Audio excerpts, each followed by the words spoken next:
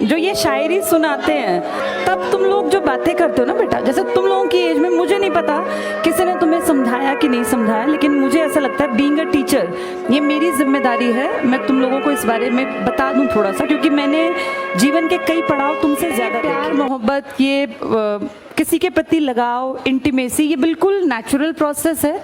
इसमें ऐसा नहीं है कि सिर्फ तुम ही इस उम्र से गुजर रहे हो, तुम्हारे पेरेंट्स, तुम्हारे दादा दादी, हम, अब अगली पीढ़ी तुम, ये एक एहसास है। लेकिन ये खूबसूरत एहसास बेटा कई लोग बहुत गलत तरीके से सोसाइटी में पेश करते हैं। जैसे इंटीमेसी होना, किसी के प्रति लगाव होना, किसी को हम बहुत ज़्यादा पसंद करते हैं, ये खूबसूरती भरे एहसास हैं। और जिसके अंदर प्यार है ना, वो कभी गलत नहीं चल सकता बेटा, जिसको हम रियल में प्यार कहते हैं। प्यार का मतलब ये नहीं कि आप किसी के प्रति फिजिकली एक अट्रैक्शन फील कर रहे हैं। प्यार का मतलब है आप उस इंसान की खूबसूरती को महसूस कर रहे हैं और आप उसको एक अच्छा इंसान बनने में मदद कर रहे हैं। इंसान का मतलब होता है मानवता के लिए जीना, समाज के लिए कुछ बेहतर करना। तो असली प्यार वो है जो आपको आपका बेहतर वर्जन बना दे, आप जिस काबिल हैं। हर आदमी के अंदर ना कोई काबिलियत है। कोई भी लड़की किसी लड़के की लाइफ में अगर है, या किसी लड़की की लाइफ में कोई लड़का है, तो बेटा वो सही है या गलत, इस बात का अंदाज़ा इस चीज़ से लगाया करो कि उसके आने से तुम्हारे जीवन में क्या प्रभाव पड़ेगा। वो अगर तुम्हें गलत रास्ता दिखा रहा है या दिखा रही है, क्योंकि आजकल ये प्रॉब्लम सिर्फ लड़कों की नहीं है बेटा, कितने ही लड़के भी बेचारे इस तरह के गलत रिलेशंस का प्रभाव ये पड़ता है कि उन बेचारों की लाइफ स्पॉइल हो जाती है। मैं तो तुम दोनों के कैरेक्टर में दोनों को जज कर सकती हूँ। ये लड़कियों की भी जिम्मेदारी है बेटा, किसी के इमोशंस के साथ खेलना नहीं होता। किसी रिलेशन में अगर तुम आओ तो इस बात को मानो बेटा। अब देखो, बातचीत नहीं करो, ये बातें तुम्हारे माँ बाप कभी नहीं समझाएंगे जो गलत है। मेरी बेटी खुद भी बड़ी हो रही है, मैं अपनी बेटी को भी ये सलाह देती हूँ। तुम मुझसे बड़े हो इसलिए तुम्हें थोड़ा सा और डिटेल में बात कर रही हूँ।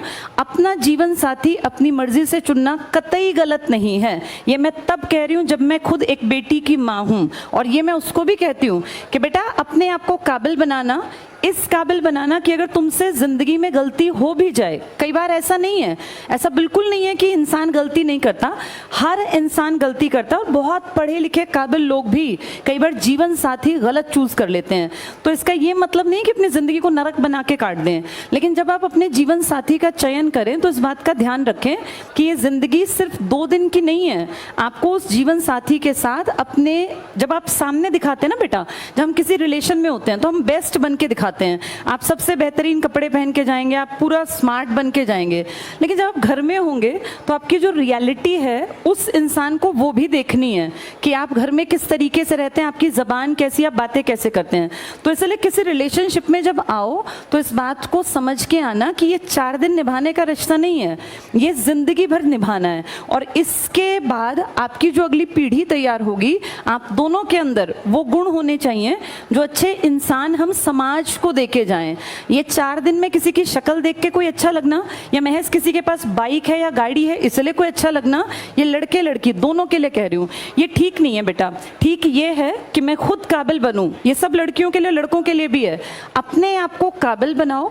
एक काबिल जीवन साथी अगर नहीं है, कोई काबिल कोई पैदा तो नहीं होता, सब बनते हैं।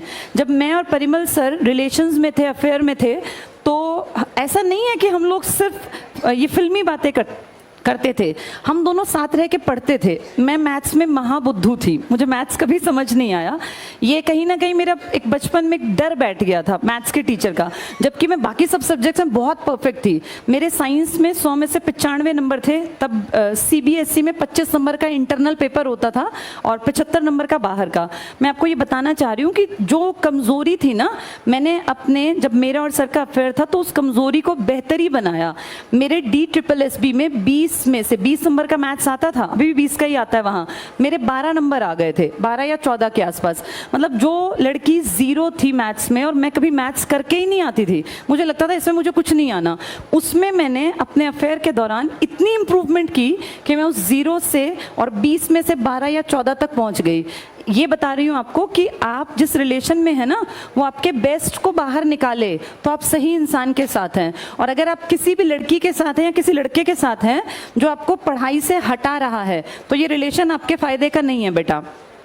कभी भी दो लोग जब एक रिश्ता उनके बीच में है तो उस रिश्ते में दोनों की बराबरी होनी चाहिए और वो दोनों का बेस्ट बाहर निकाले।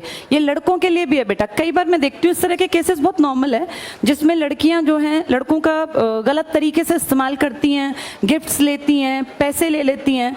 मैं सिर्फ लड़कियों की बदनामी नहीं कर रही हूँ, लेकिन ऐसा भी है। ये तुम्हें भी देखना पड़ेगा कि हम जिस लड़की के साथ, और बेटा ये ना टाइम पास की चीज़ें नहीं होती, जिंदगी बार बार नहीं मिलती। ये 20 से लेके और 25 साल तक आपका करियर बिल्डिंग का भी टाइम होता है मेन, और इसी टाइम पे एक नेचुरल प्रोसेस है, आपको ऑपोजिट जो भी होगा वो पसंद भी आएगा। तो इस चीज़ में एक बैलेंस बना के चलना आपकी जिम्मेदारी है।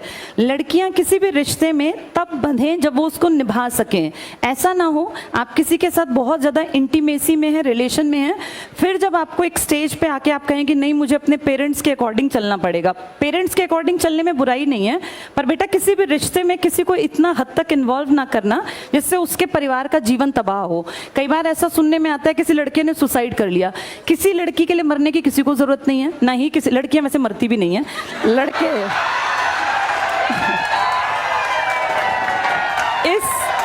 इस मामले में लड़के थोड़े ज़्यादा इमोशनल हो जाते हैं बेटा।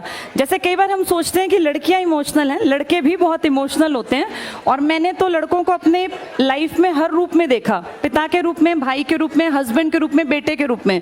इसलिए मैं बता रही हूँ कि किसी के इमोशंस के साथ खिलवाड़ नहीं करना चाहिए। पहले ये कहानी सिर्फ लड़कों के बाट पर थी कि लड़के ऐसा करते हैं, लेकिन आज हम देखते हैं बहुत सारे रिलेशंस में लड़कियां भी गलत हैं। ये सबको मिलके समझना है। एक खूबसूरत रिश्ता वो है जिसमें बराबरी का एहसास हो, कोई किसी को बेवकूफ़ ना बनाए बेटा। ये विश्वास पे टिकती हैं चीज़ें, और ट्रस्ट दोबारा नहीं पैदा होता। किसी भी इंसान पे दोबारा ट्रस्ट नहीं होगा। जहाँ फेथ नहीं है वहाँ रिलेशंस नहीं बनाने चाहिए, वहाँ रिश्ते आगे नहीं बढ़ाने चाहिए।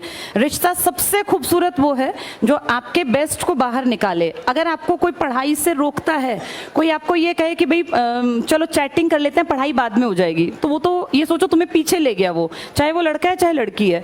होना ये चाहिए कि तू अपने इतने चैप्टर तैयार कर, मैं अपने इतने चैप्टर तैयार करूं, इसके बाद टाइम मिला तो हम बात करेंगे, नहीं तो फिर हम कल और स्पीड बढ़ा के अपनी चैप्टर्स को पूरा करके फिर बातचीत कर लेंगे। तो इस चीज़ को समझना, ये तुम्हारी उम्र में ना ये सब चीज़ें फैसिनेटिंग लगती हैं कि पता नहीं ये क्या चीज़ है। और बेटा जिनकी गर्लफ्रेंड बॉयफ्रेंड नहीं है वो महा खुश हैं, उनको चाहिए पढ़े लिखे और आगे बढ़ें।